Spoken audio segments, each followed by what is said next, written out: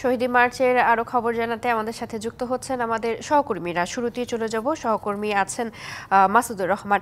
মাসুদ, এখন সেখানে কি অবস্থা দেখছেন, আমাদেরকে বিস্তারিত জানাবেন। কর্মসূচি ৩টে হলেও তাদের যে জমায়েত সেটি কিন্তু শুরু হয়ে গেছে। আমরা এখন রাজু ভাস্কর্যের পাদদেশে আছি। সেখানকার পরিস্থিতি যদি একটু দেখাতে চাই, বিভিন্ন স্কুল কলেজের যারা শিক্ষার্থী আছে তারাই বেশিরভাগ এখন এই মুহূর্তে রাজু ভাস্কর্যের পাদদেশে আছে। আর ঢাকা বিশ্ববিদ্যালয়ের যারা সমন্বয়করা রয়েছে বা ঢাকা বিশ্ববিদ্যালয়ের বিভিন্ন হল থেকে যারা আছে তারা এখন আসতে শুরু করেনি। তবে তারা যে ৩টায় সময় দেওয়া হয়েছে সেই সময়ের মধ্যেই বিভিন্ন হল থেকে প্রত্যেককে বলা হয়েছে যারা যারা যে হলে থাকেন তারা সেই হল থেকে মিছিল নিয়ে এই যে মার্চ, শহীদ মার্চ, সেই মার্চের উদ্দেশ্যে তারা রাজু ভাস্কর্যে এসে সমবেত হবেন। এই রাজু ভাস্কর্যে যখন সমবেত হবে তখন তারা এখান থেকে এই মার্চটি শুরু করবেন এবং শুরু করে তারা বিভিন্ন জায়গায় প্রদক্ষিণ করে তারা একটি সম্ভাব্য রোডম্যাপ দিয়েছে। সেই রোডম্যাপ অনুযায়ী কেন্দ্রীয় শহীদ মিনারে এসে শেষ করবেন। এবং আমরা শুনেছি যে শহীদ মিনারে এসেও সেখানেও আরেকটি কর্মসূচি আছে, সেখানে সঙ্গীত পরিবেশন হবে। তো তাদের যে এই আজকের এই কর্মসূচি, এটি মূলত ১ মাস পূর্তি হয়েছে। তাদের যেই দাবিগুলো নিয়ে আন্দোলন ছিল সেই আন্দোলনের সফলতা পেয়েছে আজকেই লং মার্চ টু ঢাকা কর্মসূচি ছিল ঠিক ১ মাস আগের।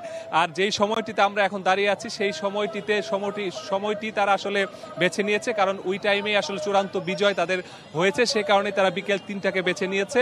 তো তারা যেই কর্মসূচিগুলো সেদিন দিয়েছিল সেই কর্মসূচির আলোকেই তারা আজকের কর্মসূচি সাজিয়েছে। তারা এইটিকে স্মৃতি হিসেবে রেখে দিতে চায়। আর যেহেতু এখনো বিভিন্ন জায়গা থেকে যারা এই আন্দোলনে অংশগ্রহণ করেছে তাদেরকে বিভিন্ন মানুষের গুলিতে বা পুলিশের গুলিতে বা আইন শৃঙ্খলা বাহিনীর গুলিতে যারা মারা গেছে তারা এখনো বিভিন্ন হাসপাতালে আছে। তারা মৃত্যুর শোকে যারা আছে সবাইকে স্মরণ করার জন্যই কিন্তু আজকের এই কর্মসূচিতে যে সকল যারা আন্দোলন করেছিল সমন্বয় পরিষদ যে ১৫৮ সদস্যরা আছে প্রত্যেকের উপস্থিত থাকার কথা এবং তারা থেকে এই শহীদ যে মার্চ সেটি সফল করবেন। এবং আমরা বিভিন্ন প্লে কার্ড, ব্যানার, জাতীয় পতাকা সবার মাথায় হাতে এগুলো নিয়ে তারা বিভিন্ন পয়েন্টে অবস্থান করার কথা রয়েছে এবং সেই পয়েন্টগুলো ধরে তারা সামনে এগিয়ে যাবে। রাজু ভাস্কর্য থেকে শুরু হবে এবং সেটি নীলক্ষেত, সায়েন্স ল্যাব হয়ে ধানমন্ডি ২৭, মানিক মিয়া এভিনিউ হয়ে, বিজয় সরণি হয়ে, ফার্মগেট হয়ে, কারণ বাজার হয়ে, শাহবাগ হয়ে আবারও এই ঢাকা বিশ্ববিদ্যালয়ের শহীদ মিনারে এসে শেষ হবে। তো এই যে এই শহীদি মার্চ এটি যতক্ষণ পর্যন্ত চলবে আমরা পুরোপুরিটাই আসলে আপনার মাধ্যমে আমরা দর্শককে জানানোর চেষ্টা করব। আপাতত এই ছিল আমার কাছে রাজু ভাস্কর্যের পাদদেশ থেকে সর্বশেষ তথ্য। মাসুদ, ধন্যবাদ আপনাকে। আমাদের সাথে কলাবাগান থেকে আরো যুক্ত আছেন আমাদের সহকর্মী সাব্বির রোজ। একটু পর এই সড়ক দিয়েই যাবে শহীদি মার্চ, ৩টা থেকে শুরু হওয়ার কথা রয়েছে। এখন কলাবাগানে কি পরিস্থিতি দেখছেন জানাবেন। শহীদি মার্চটি আপনি জানেন রাজু ভাস্কর্য থেকে শুরু হয়ে নীলক্ষেত মোড় হয়ে কলাবাগান হয়ে মানে এই রুটটি ব্যবহার করতে হবে। আমি যদি আপনাকে এই রাস্তার অবস্থা দেখাই, আমরা কিছুক্ষণ থেকে এই রাস্তায় প্রায় ২০ মিনিট থেকে দেখছি ট্রাফিক রয়েছে, যানজট রয়েছে, ব্যাপকতা রয়েছে যানজটের। আপনি জানেন যে গণবিপ্লবের ১ মাস পূর্তি উপলক্ষে আজকে শহীদদের এবং হতাহত যারা রয়েছে তাদের স্মরণে আজকে শহীদি মার্চ অনুষ্ঠিত হবে বৈষম্য বিরোধী ছাত্র আন্দোলনের ব্যানারে।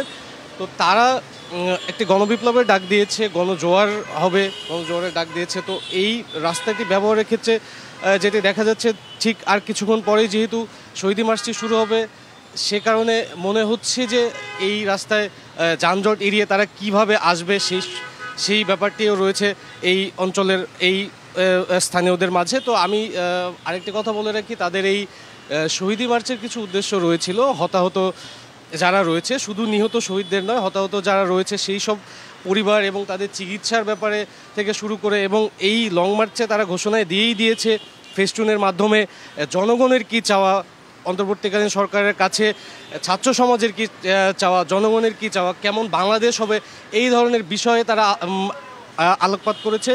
তো এবং বৈষম্যবিরোধী ছাত্র আন্দোলনের যে হতাহত পরিবারগুলো তাদেরকে একটি শক্তি যোগানো, এই সব মিলিয়ে তারা ঘোষণা দিয়েছে আজকের এই শহীদ লং মার্চ।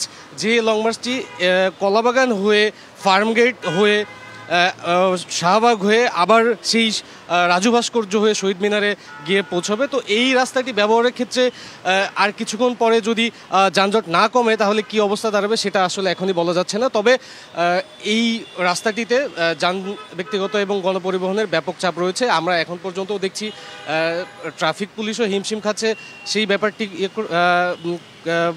সমাধান করতে। এবং আপনি জানেন আর কিছুক্ষণ পরে অফিস ছুটির একটি বিষয় আছে, তো সেই ব্যাপারটি হলে। রোজ, ধন্যবাদ আপনাকে।